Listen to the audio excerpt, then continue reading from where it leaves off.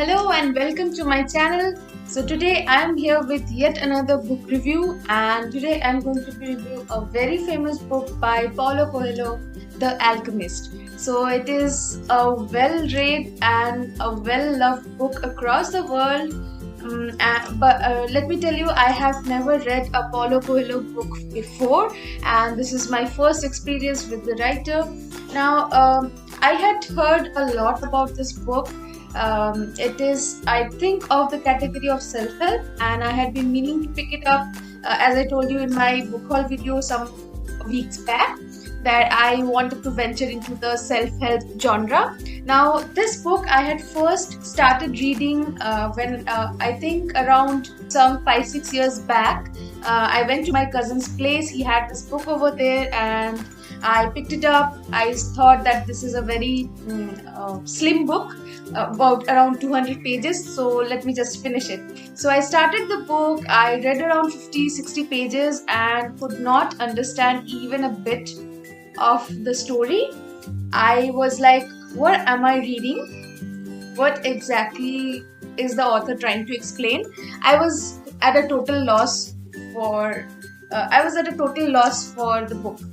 So I just closed the book, left it in my cousin's place, and never tried to read it again. So I don't know. I don't know. Maybe back then I was not in such a phase in my life where I would have understood the points that the author wanted to share with us. Now, after so many years, recently thought of starting self-help books, and this was the most recommended book everywhere and anywhere. So I thought, why not? Let's give it another round of try. So I picked up the book, I started reading it, and believe me, now I actually could understand the story. In fact, I started liking the story. So 50-60 pages into the story, and I'm already liking the plot. Probably because now I am currently in such a situation where I can understand the hardships of life. Back then I was very happy. I was young. There was no worries. But now with all the COVID and life happening, I think I'm in a place where I can understand self-help books. So yes, this time around I really started loving the plot. So I won't say much about the plot. It's a story about a boy, Santiago, who is a shepherd. Now he loves traveling. That's why he wants to become a great shepherd, because shepherds can travel the world. But he has this recurring dream where he finds a buried treasure. Now this dream, since it is a recurring dream, it gets him into thinking whether what's the meaning of the dream, why he's having such a dream. And in order to understand, he meets a woman, a dream interpreter, who tells him that he will be able to find the buried treasure in the lands of the pyramid. So then begins his journey from Spain to Egypt in search of his hidden treasure. In doing so, throughout his journey, he meets a number of people who all inspire or influence him in one way or other to follow his own dreams. So this basically is a story of people who are scared to follow their dreams. Now, most of us, we are very comfortable in what we do. We are very comfortable in our own zone, in the job, maybe in the job which we have, maybe at the place we are staying. And in doing so, in becoming so comfortable, we often tend to forget about our dreams. So it's like someone might have a dream of becoming a great artist or a great singer or a photographer or a traveler, but maybe that person doesn't have financial stability in the beginning, so he or she decides to get a job, accumulate some wealth, and then venture into the artistic zone. But what happens is, over the years, maybe in a couple of years or in 5 years, that person becomes so comfortable in the present scenario, in his present job, which is not what his dream was, which is not what he actually wanted to do with his life, that he is afraid to take the step to achieve his dream, to follow his dreams. This is a story which inspires us, inspires all of us, all of those people to leave the comfort zone, step out of it, and follow their own dreams.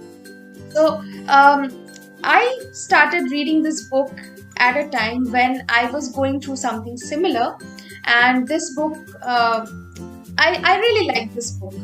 But overall, it's not one of the greatest book out there. Why? Because I found the book very preachy. Because most of the things that we learn by reading The Alchemist is told to us by our parents, by our seniors, by our teachers, other stories that we read, the movies that we watch. So all the teachings, all the learnings, they are already shared with us. We already know them, right? But in the journey of life, sometimes we tend to forget these, right? And that's why we tend to neglect our dreams, and we do not want to take that risk, take that step towards achieving our dreams. So yes, at that point of time, it is necessary that someone should point it out to you that that is your destiny, that is your dream. You should take that risk. You should take the step to achieve your dreams. So that can be anyone. It can be your partner, it can be your friends, your colleagues, or some books, some quotations. So this book does that, but in a very preachy manner.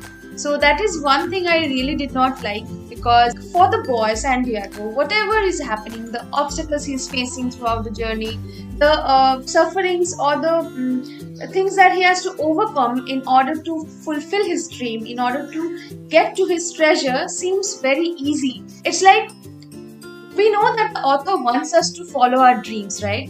So we know that the boy will overcome the obstacle and he will be able to reach his dream. So there is not much thought given to the obstacles themselves or the journey itself. So there's a quote in the story as well, which we have heard of many times in movies and even in Bollywood, that if you want something truly, then the entire universe conspires to give it to you, right? So we know that. Yes, I do believe in destiny. I do believe that if you really want something, the universe will conspire to give it to you. But you really have to want it. And you have to work towards it. It's not that you want it and you sit back. No, that way universe won't help you. So I truly believe this. And I also believe that God helps those who help themselves. So it works both ways, right? So, but this book, the problem with this book is that because we know that he will be following his dreams, we know that he will be reaching the dreams, everything seems laid out for him. The obstacles are very easy. Like if he goes to a person who was struggling with his business, he starts working there and miraculously change the dimension of the business. So overall, I would give a 3-star rating to this book, because it was kind of an average read for me. The teachings were quite good, but as I told you, we already know these, and there are much better books which teach us way greater values than the ones that this book teaches us. So it was not a great read for me, but an okay read. And my experience with self-help books so far is fine. I will be reading some more of the famous self-help books, and I do have a lot of expectations from them. Let's see how it goes about. And I want to apologize to all the people out there who are die-hard fans of Alchemist. I'm really sorry the book did not work so well for me. Do let me know in the comment section why you love the book so much. I would really like to know your thoughts. I think I have ranted about a lot about this book. So that's it for today. I'll see you again next week. Till then, see you guys. Take care.